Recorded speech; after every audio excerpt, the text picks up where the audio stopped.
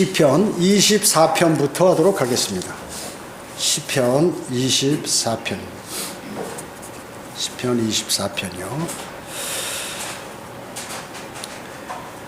우리가 시편 지난주에는 시편 23편을 했죠. 이 교회 시대에 관한 푸른 초장의 목자가 우리 양들을 예수 그리스도께서 우리 양들을 잘 인도하시는 그러한 내용에 관해서 성경을 공부했습니다. 근데 24장은 이제 영광의 왕, 즉 재림하시는 그 예수 그리스도 재림하셔서 왕으로 이렇게 통치하시는, 즉 주님의 대관식에 관한 내용입니다. 왕의 대관식. 여기 이제 7절과 10절에 보면 영광의 왕이라는 내용이 나오죠. 그래서 한 사람이고 오직 한 분뿐이에요. 누구예요? 곧 예수 그리스도를 말씀하는 겁니다. 예수 그리스도를 말씀하는 것이에요. 자, 그럼 1절 보겠습니다. 땅과 거기 충만한 것은 주의 것이요 세상과 그 안에 사는 자들도 그러하도다. 자, 전 세상에 있는 모든 것이 뭐예요? 누구의 거예요? 주님의 것이라고 지금 말씀하고 있습니다. 주님의 왕국 통치를 찬양하는 것이죠. 주님은 왕이시고 우리는 거기에 통치를 받는 그러한 주님의 백성들이란 말이죠. 그래서 원래 이 말씀은 지금 이제 재림의 재림 후에 일어날 일인데 이것부터 먼저 지금 말씀하는 것이에요. 왜냐하면 다윗은 주님께서 빨리 오셔서 통치하기를 바라는 그 마음이 가득했기 때문에 그렇죠. 그리고 반드시 주님께서 오셔서 우리를 통치하실 것이다 하는 그러한 확고한 열망이 있었기 때문에 그렇습니다. 여기 보면 땅과 거기 충만한 것이 주의 것이요. 그러니까 이 세상에 있는 모든 것이 주님의 것이란 말이죠. 신약 고린도전서 10장 26절에 보면 사도 바울을 이것을 먹는 것에다가 비유를 했어요. 이렇게 했냐면 왜냐하면 교회 먹는 것 갖고 다 따지는 사람들이 많은 거예요. 이거는 먹지 마라, 그리스도인이 이와 같은 음식은 먹지 마라, 가려라, 이런 말이 많고, 즉 우상에게 제사하고 나면 끝나고 나서 음식이 남잖아요.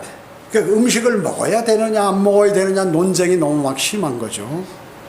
그랬을 때 사도 바울은 고기 시장에서 파는 것은 무엇이나 양심을 위하여 묻지 말고 먹어라. 이는 땅과 거기에 충만한 것이 다 주의 것이기 때문이라, 이렇게 말씀하셨어요. 그러니까 우상하게 제사한 다음에 이 고린도 그 도시에서는 이 고기가 많이 남잖아요.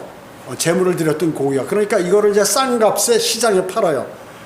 그런데 그리스도인이 그걸 사 먹어야 되느냐 안 되느냐, 이거 갖고 논쟁이 막 심하게 벌어지는 거죠. 그러니까 다 하나님께서 주신 것이니까 묻지 말고 그냥 먹어라, 음식이니까 먹어라, 그 얘기죠. 그러니까 먹는 것은 우리가 식사 기도할 때 주된 내용이 뭐예요? 이렇게 주셔서 감사합니다. 그리고 이 음식에 무슨 농약이나 뭐가 들어가 있을지 모르니까 혹시 내가 체하거나 잘못되거나 그럴 수 있으니까 감사함으로 이 음식 감사합니다, 이 음식 성결케 해주십시오 기도하면은 이게 안 걸린다, 그 얘기죠, 주님께서. 그러니까 감사함으로 먹으면 이런 것들이 다 해소된다 하는 의미로 말씀하셨고, 근데 안식교는 어떻습니까? 돼지고기 먹지 마라. 구약에는 돼지고기 먹지 않았죠. 그러나 신약에 그런 거 없단 말씀이죠. 돼지고기 미꾸라지 먹지 말라. 추어탕 먹으면 기절하려고 그러고, 새우 한 마리 봐도 그냥 건져내고 막 난리치는 거예요. 그러니까 이 동물에 관해서는 막 먹는 것을 상당히 꺼려해요. 그래서 어떤 사람들은 보면 안식교의 사람들은 고깃국을 이렇게 막 찌개하고 김치하고 넣어서 끓인 거 보면 고기는 건져내고 나머지 먹는다. 그럼 고기에서 국물이 다 우러났는데, 그리고 거기 가루들도 막 이렇게 부스러기들도 있고, 그럼 실제 고기 먹는 거란 말이죠. 근데 그 형식이에요, 형식. 아직까지도 그런 걸 많이 따니는 그러한 교회, 하나님의 교회도 마찬가지고, 또 하여튼 안식교 계열에서 파생된 그러한 사람들은 음식을 가리는 것이 많아요. 잘못된 거죠, 신약에서. 스가랴 14장 9절에 보면 주께서는 온 땅을 치리할 왕이 되시리니 그날에는 한 분 주께서 계실 것이며 그의 이름이 하나만 있으리라. 예, 이게 뭐예요? 문자적으로 이 땅에 오셔서 주님께서 통치할 그분만이. 그러니까 지금 이 말씀은 비유적이거나 영적이지 않아요. 여러분 성경을 모르는 사람의 특징이 뭔지 아세요? 성경을 영적으로 비유적으로 해석하는 거예요. 그러니까 목사들이 이제 일반 교회 목사들이 성경을 모를 때는 그냥 자기 마음에 드는 대로 해석해서 알려주는 거예요. 영적으로 해석해서. 만약에 성경에 기록된 내용을 문자적으로 해석하지 않으면 영적이거나 비유적이거나 은유적으로 해석하면 어떻게 돼요? 수천 가지가 나오는 거예요. 그 어떤 말이 맞는지를 몰라요. 그렇기 때문에 하나님께서는 어떻게 성경을 문자적으로 해석하라. 기본이야, 기본. 성경 해석에. 단 한 가지 예수님 하나님께서 역설적으로 말씀하는 게 있어요. 그러니까 먹지 말라는 건데 야 너 이거 먹어. 그래 먹어봐라 한번 어떻게 되나. 이런 스타일로 말씀하시는 내용들이 있다. 그런 거 제외하고 역설적으로 얘기하는. 그 다음에 문장을 앞뒤로 이렇게 봤을 때 그런 것들을 제외하고는 모두 문자적으로 해석해야 된다 하는데 사람들은 일반 교회 모든 목사들은 천년왕도 영적, 그리스도의 백보자 심판도 영적으로 해석하고 환란도 영적이다. 전부 이렇게 해석해 버리는 거예요. 그 성경을 가장 모르는 사람의 해석 방법이다 하는 것입니다. 그래서 문자 그대로 예수님께서 이 땅에 오셔서 실제 통치하신다 왕으로서. 그 말씀은 어디에서? 예루살렘, 그것도 다윗의 보좌에 앉아서 통치하신다고 성경은 말씀하고 있습니다. 그것은 이제 모두 재림 때 일어나겠죠. 재림 때 일어날 것입니다. 여기 소리 좀 이렇게 뭘 자, 그래서 여기 2절 보겠습니다. 2절 끄시면 돼요. 아무 2절에 보면 이는 그가 바다들 위에 땅에 기초를 두셨으며 큰 물들 위에 그것을 세우셨음이라. 자, 2절에 이 말씀은 뭐예요? 지금 여기 보면은 기초를 두셨으며 바다들 위에 땅에 기초를 두셨다. 이거는 지금 노아의 홍수 얘기하는 거 아닙니다. 그 다음에 창세기 1장 90절에 나오는 그 물이 있는데 그 가운데서 그 지구가 이렇게 나오는 장면이 있어요. 땅이 드러나는 장면. 그것도 아니다. 그러면 언제냐? 창세기 1장 1절을 말씀하는 거다. 창세기 1장 1절을 원래 창조. 즉 왜 우주가 물에 잠기게 됐나요? 노아 홍수 말고 그 전에 루시퍼가 반역했을 때 온 우주가 물로 잠기게 됐죠. 그래서 창세기 1장 1절은 뭐예요? 태초에 하나님께서 하늘과 땅을 창조하셨느니라 했는데 그 땅을 먼저 창조하셨단 말씀이죠. 그래서 3절부터는 다시 재창조를 한단 말이죠. 그래서 땅을 재창조할 때는 땅이 없어요. 땅은 물속에서 드러났지. 그러니까 땅이 태양보다 훨씬 더 먼저 생겨났단 말씀이죠. 이 지구가 태양보다 훨씬 더 먼저 창조된 것이에요. 그래서 태양은 넷째 날에 창조되었어요. 넷째 날은 뭐예요? 인류 역사 태양은 예수 그리스도의 예표죠. 인류 역사 4,000년이 지난 다음에 예수 그리스도께서 이 땅에 오셨단 말이죠. 초림. 그것을 예표하는 것이에요. 그래서 지금 여기서 2절에 말씀하는 것은 노아의 홍수나 재창조할 때 그것이 아니라 원래 창조할 때 그 모습을 말씀하고 있는 것이에요. 그래서 루시퍼의 반역으로 인해 우주적인 대홍수 심판이 있게 됐었죠. 예. 그리고 그것은 베드로 후서 3장 5, 6절에서도 그 심판을 말씀하고 있어요. 이는 그들이 그것을 고의로 잊으려 함이라. 즉 하나님의 말씀에 의해 하늘들이 옛적부터 있었다는 것과 땅도 물에서 나왔고 물 안에 있었다는 것이니 이로써 이전에 있던 세상은 물이 범람하여 멸망하였느니라. 이전에 있던 세상은 뭐예요? 재창조 전에 루시퍼가 반역했을 때 그때를 얘기하는 것이요. 그때 물이 범람해서 이전에 있던 세상은 멸망했다. 그러니까 이미 세상이 한 번 있었죠. 그래서 이 지질학자나 그 고고학자들이 얘기할 때, 야, 뭐 공룡이 뭐 인류 세계 역사는 수만 년이다 하는 거, 이런 거, 공룡의 역사 뭐 이런 거 얘기하는데, 그럼 이거 뭘로 증명할 거냐? 그 전에 이미 땅이 있었고 한번 인류가 아니라 인류는 없었죠. 이 세상이 한번 물로 멸망한 적이 있었다 하는 것이에요. 그리고 사람은 언제 만든? 그 후 이제 창세기 1장에서 만들어져 가지고 현재까지 6,000년이 지났다는 거죠. 그리고 이제 조금 있으면 주님이 오시고 7,000년, 인류 역사가 7,000년에 끝나버린다. 그리고 이제 영원 세계로 돌아가는 거죠. 7,000년이 끝난 다음에는. 자, 여기 3절 보겠습니다. 3절. 주의 산에 오를 자가 누구며 그의 거룩한 곳에 설 자가 누구인가, 이렇게 말씀하셨어요. 자, 이 지금 24장 4편 3절부터 6절까지는 뭐냐 하면요, 대환란 성도들의 구원을 얘기하는 거예요. 교리적으로 3절부터 6절까지는 대환란 성도들의 구원을 얘기하는 겁니다. 교리적으로. 그런데 우리에게는 이제 물론 영적으로 적용이 가능하겠지만 교리적으로는 그렇다고 얘기죠. 정확하게. 그래서 주의 산은 뭐예요? 재림하신 후 예수 그리스도께서 천년왕국 때 왕으로 세워질 곳, 즉 시온산을 얘기하는 거예요. 시온산, 주의 산. 시편 2절 6절에 보면, 2편 6절에 보면, 내가 나의 거룩한 산 시온 위에 내 왕을 세웠도다. 이제 예수 그리스도께서 시온산에 왕을 세웠다. 이제 재림하시는 예수 그리스도를 말씀하는 거예요. 이것도. 그렇기 때문에 지금 여기에 보면 주의 산에 오를 자, 이분이 바로 재림하는 예수 그리스도란 말이죠. 거기에서 거룩한 곳에 이제 설 자. 이건 물론 예수 그리스도를 얘기하지만 이제 환난 성도가 구원받아가지고 여기에 이제 들어가는 내용을 말씀하기도 하는 것이에요. 4절 보겠습니다. 4절. 깨끗한 손과 순결한 마음을 지닌 사람이니 그는 헛된 것에 자기 혼들을 들어 올리지 아니하며 거짓되이 맹세하지 아니하였도다. 자, 거룩한 곳에, 그러니까 대환란 때 구원받을 사람, 그 시온산에 천년왕국 때 올라갈 사람들이 누구냐?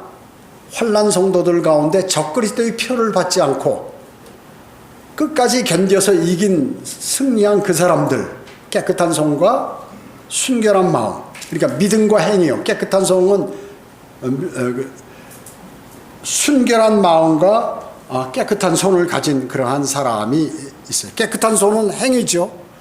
순결한 마음은 믿음이에요. 그러니까 믿음과 행위로 구원받는 환난 성도들, 환난 때 믿음과 행위로 믿음을 지킨 사람들이 거룩한 산에, 거룩한 곳에 설 수 있다. 거기서 경배를 드릴 수 있다 하는 그러한 의미예요. 이게 좀 성경을 많이 공부하지 않으신 분이 이게 지금 무슨 말을 하는 거야 잘 모르시겠지만, 이제 앞으로 있을 대환란 기간에 믿음을 잘 지키고 승리한 유대인 성도들, 환난 성도들이라고 그래요. 그 사람들이 거룩한 산에 가서 주님께 경배드릴 수 있다 하는 그러한 말을 하고 있는 것이에요.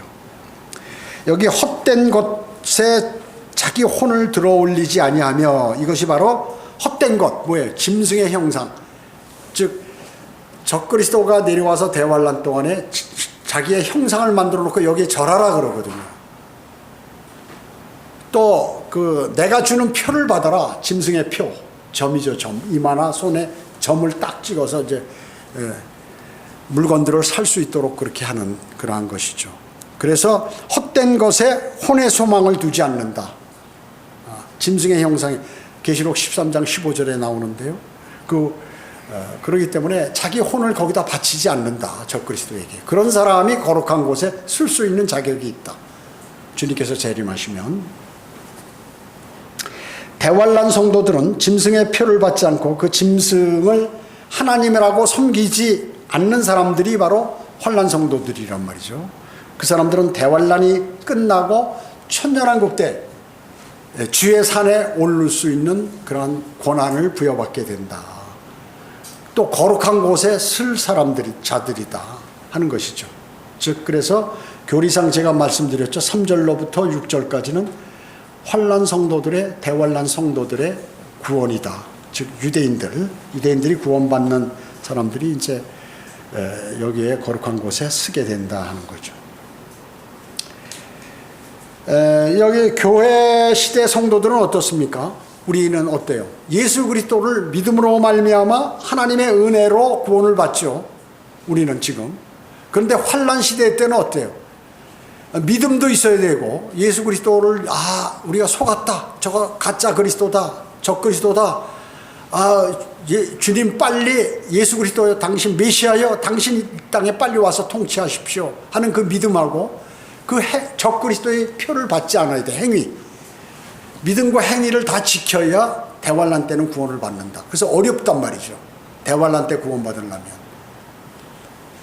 왜? 먹을 거를 구할 수가 없기 때문이에요. 먹을 거를 그리고 표를 안 받으면 적 그리스도의 군대들에게 잡히면 목배임 당해서 다 죽기 때문에 믿음을 지키기가 어려워요. 대환난 때는. 그래서 예를 들어서 여자가 애를 낳는데 분유를 못 사는 거예요. 젖도 못 먹이고. 젖이 안 나오는데 분유를 사서 먹여야 되는데 그러면 어떻게 해요? 할 수 없이 적 그리스도의 표를 받는 거예요. 짐승의 표를 받아가지고 이제 그 우유를 사서 자기 아이 때문에. 그렇기 때문에 환난 때는 어떻게 해요? 아이 뵌 여인들은 견디기 힘들다는 거죠. 자, 그리고 예수님께서 올리브산에 설교를 하실 때 왜 산으로 도망가라고 그랬어요? 평지에 있으면 잡혀 죽어요. 산에는 숨을 데가 많지. 먹을 것도 많이 있고. 그러니까 산에서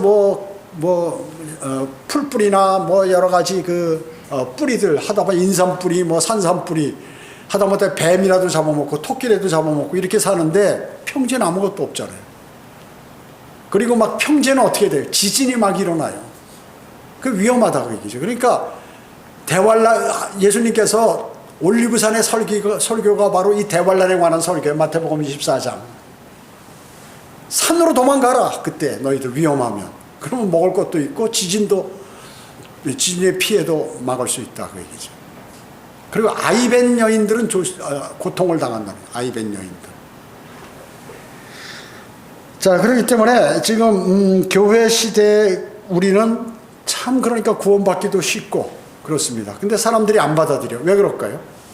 마귀가 이 세상을 관장하고 있기 때문에 영적으로 피폐하기 때문에 그렇습니다. 주님께서 재림하실 때 또 이 땅에 오실 때쯤 되면 마귀들이 막 준동을 하는 거예요. 강력하게 움직여요. 미혹이 많아. 마귀의 미혹이. 그래서 구원받은 그리스도인도 끌어내리고 세상 사람들도 복음을 듣지 못하도록 만들고 그런 환경으로 인도한다. 가짜 교회들을 많이 세워서 사람들이 거기에 몰려가가지고 전부 멸망당하게 자기를 따르도록 그렇게 만들고 하는 시대가 온다. 여러분, 예수 그리스도께서 이 땅에 오셔서 유대인들에게 오셨잖아요. 이스라엘. 그랬을 때 어때요? 평소에는 그들이 서로 싸우질 않았어요. 근데 하나님을 믿는 사람들이 어떻게 해요?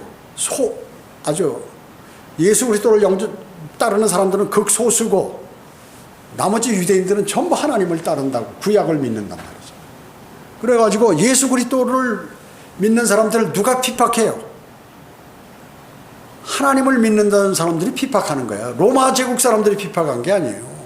하나님을 믿는 사람들이 예수 그리스도를 믿는 사람들을 핍박한 거예요. 하나님이 육신의 모습으로 이 땅에 오셨는데 사람의 모습을 입고 그리고 자기들이 기도를 해서 제발 우리 메시아 와서 우리를 구해달라고 그래서 왔는데 메시아가 정작 하나님을 믿는다고 하는 사람들이 믿질 않고 그를 십자가에 못 박아요. 하나님을 믿는다는 사람. 지금도 마찬가지예요. 교회 다닌다고 하는 그 사람들이 성경대로 믿는 사람들을 핍박하고 이단이라고 몰아붙인다고 얘기죠. 왜냐? 실제 이단들이 많기 때문에 이 사람들이 그렇게 생각하는 거예요. 사람들에게 잘 먹혀요. 그게. 자, 보세요. 구원의 복음을 전하는 너희 구원파야 이러잖아요.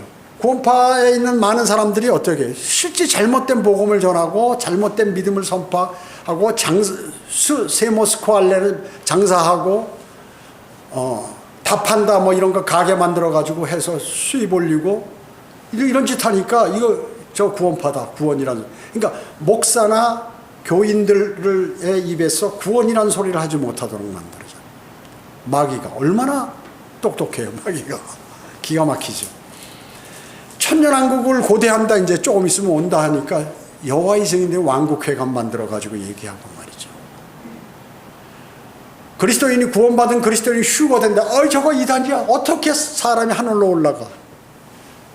저 영적인 것을 실제적으로 얘기한다. 그거 지금 몰아붙인다. 왜? 다미성교회에서 1992년인가 4년인가 그때 그 일을 벌였단 말이죠. 그래가지고 휴거 얘기하면 휴거파 저거 이단 이렇게 나오고, 천년왕국 얘기하면 저거 여호와의 증인, 구원 얘기하면 구원파. 기가 막히죠, 마귀라는 게. 그래가지고 많은 기독교인들이 구원받지 못하도록 하고 진리를 바로 알지 못하도록 만들어서 어때요? 멸망으로 던져버리는 거예요. 불과 유황이 타는 곳에 던져지게 된다. 누구의 계획이에요? 그러니까 그러한 일들이 지금 예수님께서 재림하실 때쯤 되면 이런 일들이 지금 막 벌어지는 거예요. 어마어마하게 벌어지죠, 지금. 그래서 그리스도인들이 막 복음을 전하려고 해도 안 받아들여요. 전도지서도 싫다고 그래요. 왜? 주님 오실 때가 가까웠으니까.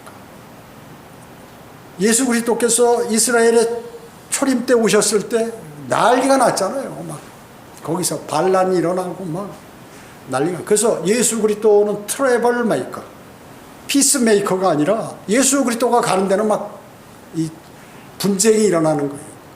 편이 갈린다. 지금도 마찬가지예요. 기독교에서 적그리스도가 뭐예요? 평화를 유지하자, 종교를 통합하자는 이런 운동이 일어나잖아요. 그 기독교가 하는 거예요. 특히나 로마 카톨릭이 주동이 돼서. 인간은요, 아무리 노력해도 진정한 평화를 얻을 수 없어요. 유엔이 있다고 뭐 지금 평화가 유지됩니까? 유엔은 아무 힘도 없어요. 그냥 강대국이 전쟁하고 싶으면 하는 거예요. 전쟁 못 막잖아요. 각 나라에서 일어나는 내전들 어마어마하죠. 미얀마 이번에 지진이 일어나가지고 진도 7.7인가 뭐 7점 몇의 그 지진이 일어났는데 수십 되는 건물들이 막 무너지고 말이죠. 쑥대밭 돼버렸잖아요. 쑥대밭 돼버렸어요. 그러한 일들이 많이 벌어지고 있는데 이런 것들 곳곳에서 지금 이러한 현상들이 일어나는데 그 나라가 어때요? 내전이 있어요. 지금 누가 통치해요? 군부가 통치한단 말이죠. 옛날에 우리도 그런 역사가 있었지만 군부가 통치한다. 내전하는 거예요. 시리아도 내전. 또 시리아는 내전하면서 이스라엘하고 전쟁하고. 그러니까 전쟁이 끝이질 않아요. 곳곳에서. 그래서 전쟁이라는 건 강대국이 이기는 거예요. 미국이 월남전에서 패망. 우리 한국전에서도 미국이 패망이에요. 사실은. 왜요? 계속해서 나중에 현 상태로 됐으니까 패망이지 뭐예요. 월남전에도 패망. 아프간에서도 철수, 패망. 그러니까 강대국이라고 해서 전쟁을 이기는 게 아니에요. 세계 전쟁은 하나님께서 관장하시는 거예요. 세계 역사의 주관자 누구? 하나님께서. 역사의 주관자예요. 그래서 그리스도인이 데모 안 하는 게 뭐예요? 데모를 하는 것은 우리가 데모를 해서 뭔가 우리가 이루는 것을 하자 하는 게 그거 아니에요. 근데 그거는 인간들이 하고자 하는 거기 때문에 그런 거 안 하는 거예요. 왜? 하나님께서 뚝 보고 있다. 이거 안 되겠다 하면 쳐버리고 누구를 세우고 하는 거 이렇게 하나님께서 하신다. 그걸 기다리는 거지. 그냥 가서 자기가 앞서서 막 뭔가 그러잖아요. 목회자도 저 같은 경우에도 옳고 그런 것에 관해서 무슨 정치적인 얘기를 막 여기 입에서 하고 싶어. 그러나 아니다. 하나님께서 하지 말라고 그러니까 안 하는 거예요. 안 한다고 얘기죠. 안 하는 것이. 예수 그리스도께서 이 땅에 오셨을 때 어떻게 했어요? 이스라엘은 로마 제국의 식민지였단 말이죠. 근데 예수 그리스도 사도 바울도 마찬가지고 그때 어떻게 사도 바울이나 예수님께서 야 너희들 결성해서 국가를 위해서 애국심을 발휘해서 이거 로마하고 싸우자 이렇게 해서 한마디도 안 했어요. 한마디. 왜냐? 하나님께서 로마를 통해서 이스라엘을 관장하도록 하셨기 때문에 하나님 뜻이기 때문에 자기가 그걸 나서서 그걸 막지 않는다. 하나님의 뜻이기 때문에. 성경에 한마디도 없어요, 그 말이. 예수 그리스도 우리가 주님께서 능력 있으신데 예수님께서 로마 그냥 쳐버리면 그냥 다 날아가 버리는데 그 말씀에 그래가지고 예수님을 골탕 먹이려고 하는 사람들이 카이사에게 로마 카이사에게 세금을 내야 됩니까? 안 내야 됩니까? 그때 식민지들은 다 세금 내야 되니까. 그러니까 예수님께서 뭐라 카이사의 것은 카이사, 주님의 것은 주님께 드리라고 얘기죠. 분리해서 탁 한 것이에요. 왜냐? 마귀가 쓸 수 있기 때문에 그렇게 되면 사람의 마음을 그렇게 관장하기 때문에 그런 것이에요. 자, 그렇기 때문에 교회 시대에서는 이제 그런 하나님의 은혜로 우리는 구원받지만 환난 시대에는 뭐예요? 환난 시대에는 믿음과 행위로 구원을 받는다. 이렇게 말씀하고 있습니다. 5절 보겠습니다.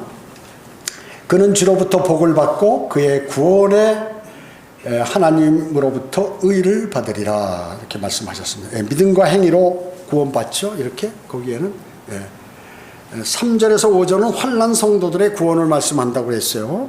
6절 보겠습니다. 이는 그를 찾는 자들의 세대니 오 야곱아 내 얼굴을 찾는 자라 셀라. 이렇게 말씀합니다. 자, 셀라가 나오면 뭐라고 그랬어요? 히브리어죠. 이건 히브리어예요. 근데 성경에서 성경 지도에 보면 셀라 페트라라는 곳이 있죠. 이 바위 성읍이에요. 바위 도성, 바위 성읍. 옛날에 나바티아 공화국이 있었는데 지금 멸망해가지고 싹 철수해서 거기에 그 깎아지른 그 빨간 바위에다가 막 그 도시를 형성했죠. 집들을 짓고 그렇게 뭐 공연장도 만들고 이렇게 만들어 놓은 게 지금도 있어요. 그 관광지죠. 낙타 타고 뭐 사람들 들락달락대고 그 통로가 협곡으로 돼서 양쪽에 바위가 있어서 많은 병력과 장비들이 동시에 공격을 할 수 없어요. 거기 아주 요새란 말이죠. 대환란 때 바로 이곳으로 유대인들이 피신을 하는 거예요. 적그리스도를 피해서. 그럼 먹을 게 없으니까 하늘에서 만나를 내려서 그들을 부양하시죠. 주님께서. 그래서 항상 이 셀라라는 말이 나오면은 그 성경의 그 문구 전후에 재림의 예수 그리스도의 재림을 언급한다. 셀라라는 것은 재림과 관계된 그러한. 그래서 대환란 때 이제 빨리 왕국이 오기를 천년왕국이 오기를 기대하는 그러한 유대인들의 외침. 이것이 바로 주기도문이라 주기도문. 어서 왕국이 임하옵시며 얘기하잖아요. 우리에게 일용한 양식을 주옵시고 그날 만나를 좀 달라. 먹을 게 없어. 굶어 죽게 생겼으니까. 짐승의 표를 안 받아가지고 먹을 게 없습니다. 그래서 지금 이거를 유대인들이 알기 때문에 지금 거기다 어때요? 많은 그 음식을 거기 저장해 놨다는 거죠. 거기다 딱 준비해 놔가지고 이제 딱 대환란에 들어가면 글로 피신해서 먹을 수 있는 걸 다 준비해 놨어요. 유대인들은. 자, 그래서 그러나 학자들은 뭐라고 얘기합니까? 이 셀라를 쉬는 용도나 아니면 음악적 표시 정도로만 생각하는 거예요. 아니야, 이 셀라라는 단어가 나오면 앞뒤에 주님의 재림과 관계되는 내용이 나온다. 반드시. 그래서 셀라는 바위를 의미합니다. 바위를 의미하는데 도피의 반석입니다. 도피의 반석. 자, 우리의 반석하면 예수 그리스도죠. 원래 반석은. 그런데 우리가 위험에 처하면 어때요? 주님께 피한다. 우리는 주님을 찾는 거예요. 그분은 나의 반석이시오. 내가 어려움을 당할 때 피할 길이 어디냐? 주님 앞으로 다가가야 되는데 그럼 어떻게 주님이 보이지 않는데 우리가 주님 앞으로 다가가요? 주님하고 교제하는 거죠. 주님, 제 어렵습니다. 저를 도와주세요. 제가 이렇습니다. 주님을 저는 신뢰합니다. 주님의 말씀대로 따르려고 하는데 안 되는 것도 있지만 제가 최선을 다해서 주님을 따릅니다. 저를 도와주세요. 이렇게 얘기한다. 이것이 바위 뒤에 내가 어려움이 있을 때 숨는다. 자, 그래서 유대인들은 남은 자, 대환란 때 유대인들이 살아남아 있는 자들, 또 짐승의 표를 받지 않는 그러한 사람들이 서해남쪽 바위 성읍으로 이제 들어갈 것이다, 대환란 때. 그럼 주님께서 거기에 이제 거기서 잘 견뎌서 소망을 가지라고 주님께서 우리를 구원해 줄 때까지 거기서 숨어 있는다, 유대인들이. 또 여기 6절에 보면 6절에 야곱이여 그랬잖아. 오 야곱이여, 야곱이여. 야곱은 누굴 얘기해요? 야곱. 이스라엘을 얘기해요. 이스라엘. 그런데 여기서 야곱이여 하는 것은 원래 하나님을 대신해서 여기다가 야곱이라는 단어를 집어넣은 거예요. 이런 경우가 많이 있어. 예를 든다면 사울 왕의 아들 요나단이 다윗을 보고 하나님이여 이렇게 부른 장면이 나와요, 성경에. 어디냐면 사무엘상 20장 12절에 보면 요나단이 다윗에게 말하기를 오 이스라엘의 주 하나님이여 내가 내일 아무 때나 또는 셋째 날에 내 아버지를 살핀 후 보라 만일 다윗에 대하여 좋은 일이 있는데 내가 내게 보내어 그것을 알리지 아니하며. 그러니까 요나단이 다윗을 보고 오 하나님이여 이렇게 부른다. 오 이스라엘의 주 하나님이라고 부르는 거예요. 이렇게 부른단 말이죠. 이것은 뭐냐면 요나단이 다윗을 진짜 하나님이라고 그러는 게 아니라 다윗에게 얘기하면서 동시에 요나단이 하나님께 기도하는 내용일 때 그래요. 지금 여기에도 이스라엘을 얘기하면서 야곱을 얘기하면서 야곱이 이스라엘이죠. 야곱을 얘기하면서 하나님께 얘기하는 실제 하나님께 얘기하는 것이다. 이것을 야곱이라고 부르죠. 왜? 지금 여기 내용이 이스라엘하고 관계가 있기 때문에 이렇게 한 것이에요. 또 성경에도 보면 뭐라고 해야 하면 성경이 파라오에게 말씀하시기를 어떻게 성경이 말을 해요, 이 성경이. 그러니까 하나님을 성경으로 이렇게 묘사한 것이 나온다. 신약에도. 로마서 9장 17절에 보면 성경이 파라오에게 말하기를 하나님 대신 성경이란 단어로 썼어요. 여기서도 하나님 대신 야곱이란 단어를 썼고 요나단도 다윗을 부를 때 다윗 대신 주 하나님이라고 용어를 썼다 하는 것입니다. 그걸 아셔야 돼요. 그러니까 이런 것을 모르면 이거 지금 하나님께 기도드리는 거야? 다윗에게 하는 거야? 뭐가 뭔지를 모르죠. 이거 말이 안 되네. 어떻게 다윗을 보고 이스라엘의 주 하나님이요 이렇게 부르냐? 그러니까 성경을 모르는 사람 이거 잘못됐다고 고쳐버릴 수 있다고 얘기죠. 이거 미스프린트야. 번역 잘못한 거야. 실수야. 이렇게 해가지고.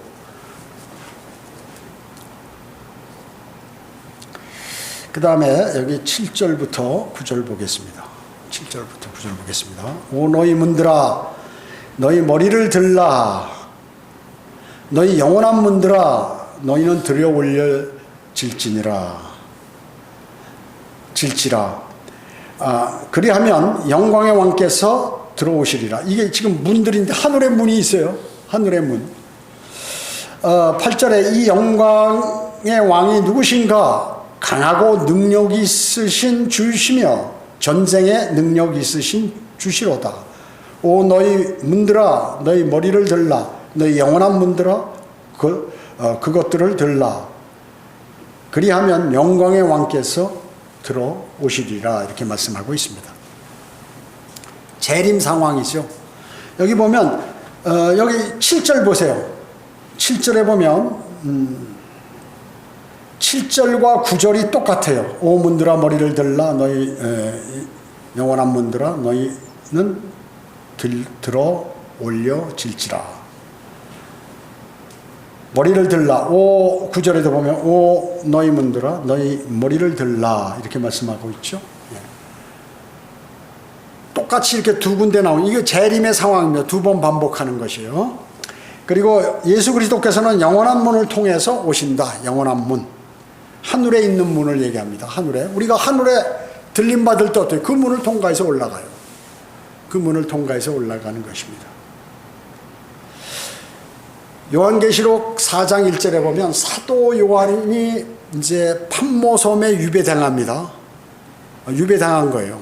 그런데 거기에서 자기가 기도하고 있을 때 하늘에서 하늘문이 열리면서 자신을 예수 그리스도께서 불러요. 그 요한이 올라갑니다.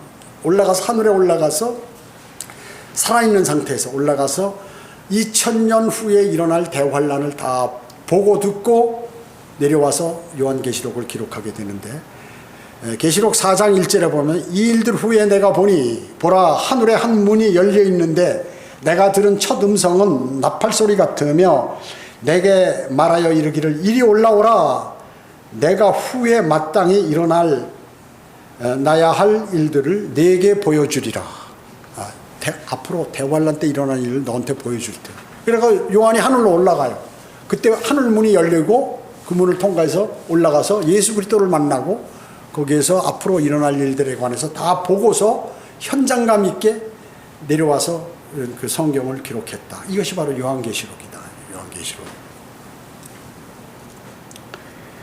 그래서 요한계시록에는 대환란이 아주 혹독하기 때문에 4번 반복해서 똑같은 내용이 4번 반복해서 이렇게 나오게 됩니다.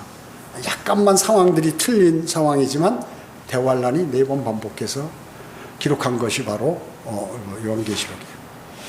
구약 성도들을 주님께서 지하 낙원에서 하늘로 셋째 하늘로 들러 올라가실 때 사용했던 그 문이란 말이죠. 에베소서 4장 8절에 사로잡힌 자를 사로잡아 올라가셨다는 거죠. 또 우리 그리스도인들이 휴거될 때 통과할 문이요, 그리고 주님께서 재림하실 때 또 내려오실 그러한 문이다. 하늘에 영원한 문들이 거기 있다는 거죠.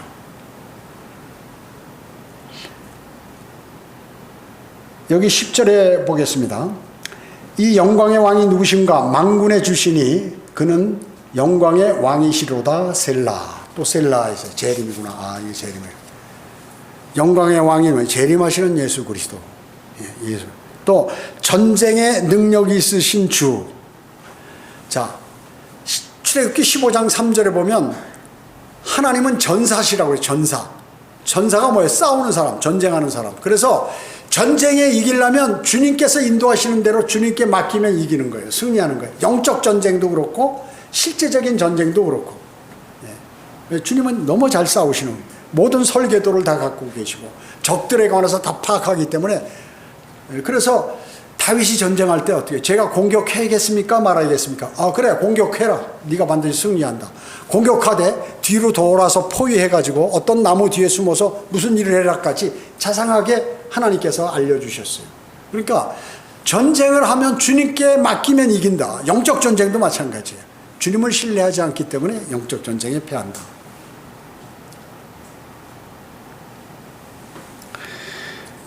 그래서 이제 주님께서는 뭐 능력 있으신 주죠. 만왕의 왕이요 만주의 주다.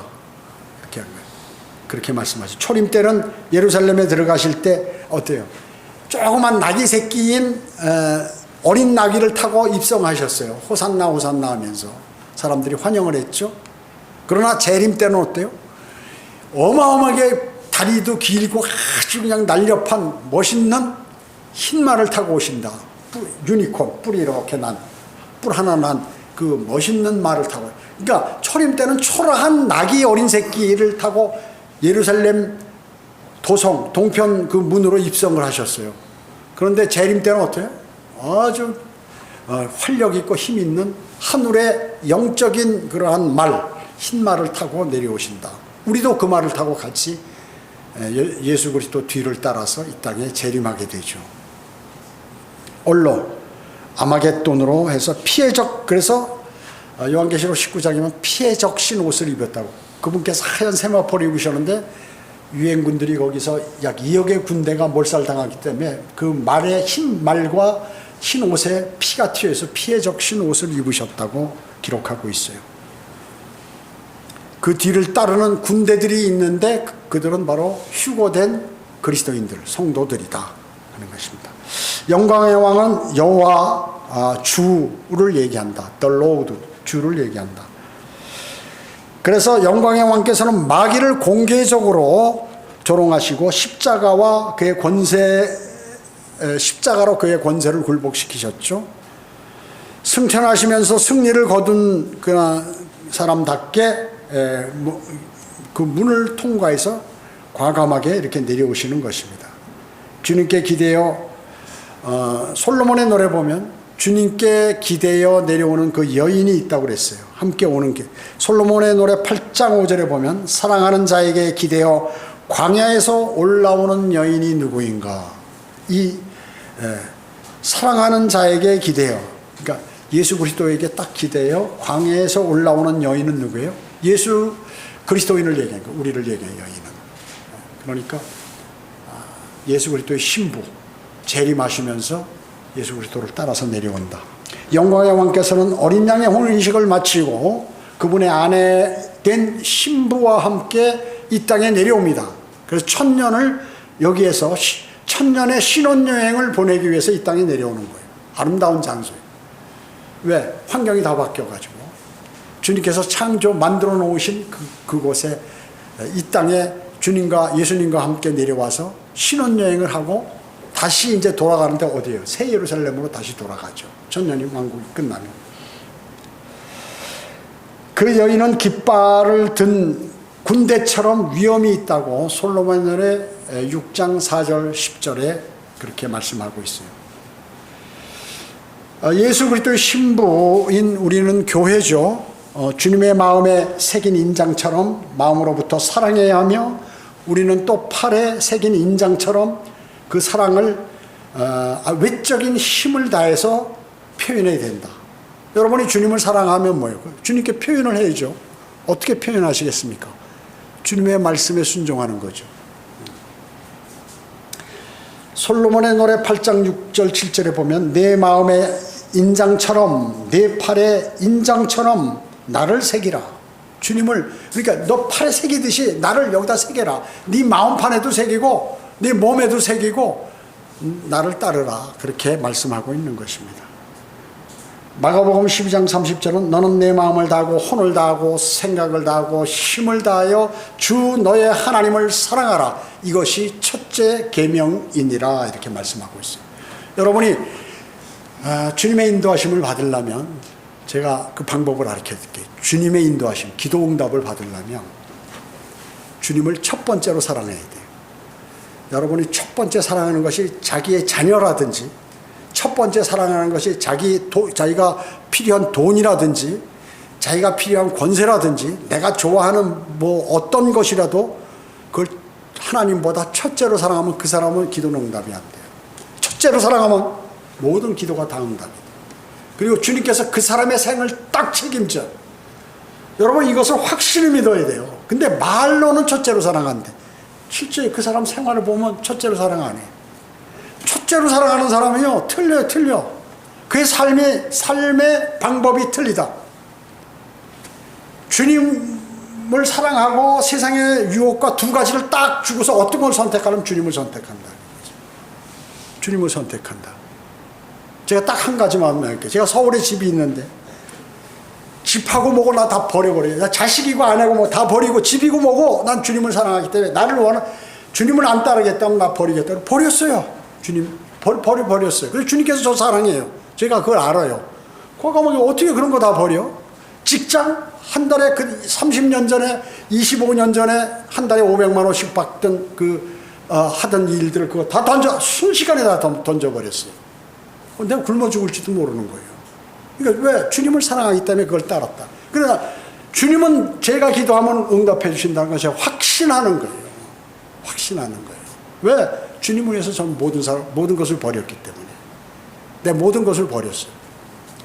그렇기 때문에 주님께서 그것이 제가 증거예요, 이때까지. 그럼 내가 굶어 죽었느냐? 아니에요. 필요한 거 다 해주셨어요. 주님 컴퓨터 필요합니다. 컴퓨터 주시고. 이번에 컴퓨터가 낡아서 더 좋은 거, 최고 좋은 걸로 한다. 최고 좋은 거. 저는 항상 그래요. 주님의 일을 할 때는 가장 좋은 것을 해요. 저 돈이 없어도 가장 좋은 것을 해요. 내일 내가 굶어 죽는 한이 있더라도 오늘 제일 좋은 것을 선택해서 해요. 뭐 따지고 이것저것 따지고 그러진 않아요. 그러니까 여러분은 그런 마음을 갖고 계시면 주님이 아주 간단하게 여러분의 생을 책임져 주신다. 간단하게. 근데 거기에 교만이나 자존심이 들어가면 그거 안 돼. 그거 끝나는 거예요. 주님께서 딱 끝나는 거예요. 왜냐하면 교만과 자존심이 사탄이 갖고 있는 기질이거든요. 그 기질을 내가 딱 갖고 있다. 그러고 하나님과 교제한다. 하나님께서 교제를 딱 끊으세요. 그 여러분 꼭 마음속에 새기셔서 주님께 인정받고 출세하는 방법, 잘 사는 방법, 그리고 영혼까지 잘 사는 방법, 이걸 제가 알려드린 거예요. 알려드린 거예요. 그리고 모든 질병도 주님께 막 그냥 매달리면 주님께 치료해 주세요. 의사가 못 고치는 병 있잖아요. 해주시는 거예요. 왜 안 되느냐? 그렇게 안 했기 때문에 안 되는 거예요. 그것만 아시면 돼요. 그래서 모든 것을 그렇다고 막 과격하게 막 자기가 뭐 특출난 것처럼 막 이렇게 행동하는 것이 아니라 그런 표시를 안 내고 주님을 그렇게 사랑해야 된다. 주님의 말씀을 신뢰해야 된다. 그러면 상황 끝나는 거예요. 아이, 모든 것을 할 수 있는 분이 딱 인정하면 끝나는 거지 뭐예요. 여러분 그런 그리스도인이 돼. 모두가 우리 청주성령 침례교는 단 한 사람도 그렇지 않은 사람이 없도록 하나님을 첫째로 사랑하세요. 그게 사랑하는데 그냥 사랑하는 게 아니야. 내 마음을 다하고 혼을 다하고 생각을 다하고 힘을 다하여 사랑하라는 거지. 그냥 누워서 편안하게 살아가는 게 힘을 다해서 살아가라는 거예요. 아셨죠? 기도하겠습니다. 전지전능하시고 자비로우신 아버지 하나님 감사드립니다. 주님께서 저희에게 위대하신 말씀을 주셨는데 저희는 그 말씀을 잃어버리고 그렇게 살지 못했습니다. 주님 용서해 주시고 하나님의 말씀대로 삶으로 주님께서 주시는 풍성함으로 우리는 이 악한 세상을 능히 이기고 나갈 수 있도록 주님 인도해 주시기 원합니다. 은혜 감사드리며 다시 오셔서 저희를 데려가실 주 예수 그리스도의 이름으로 기도드립니다. 아멘.